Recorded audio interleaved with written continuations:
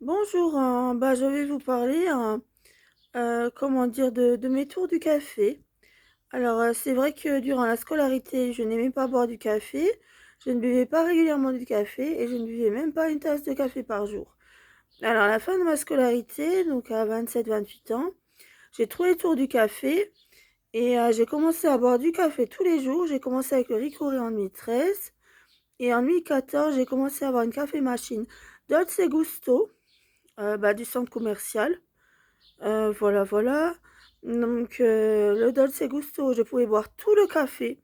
Il y avait aucun problème. Je me faisais du latte macchiato, du ricoré latte, du café lungo, du café ristretto, du lungo décaféiné, du grande intenso, voilà, voilà, du americano.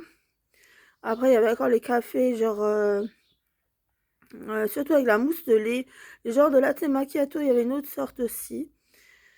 Voilà, voilà, donc voilà pour ces genres de café.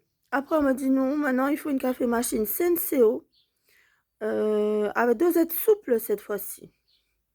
Donc là, on m'a dit: «Non, non, il faut jamais boire tout le café, parce que c'est mauvais si on boit absolument tout le café, de la tasse à café, hein». Mais bon, parce que ça jette un mauvais touré et je ne comprenais pas pourquoi au départ.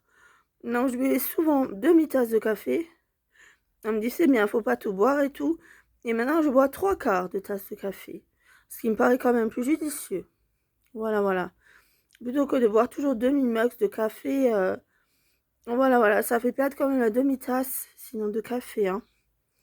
Oui, c'est pourquoi, voilà. Maintenant je continue avec la café machine Senseo, donc à dosette souple, et j'attends peut-être de reprendre une café machine Dolce Gusto, hein.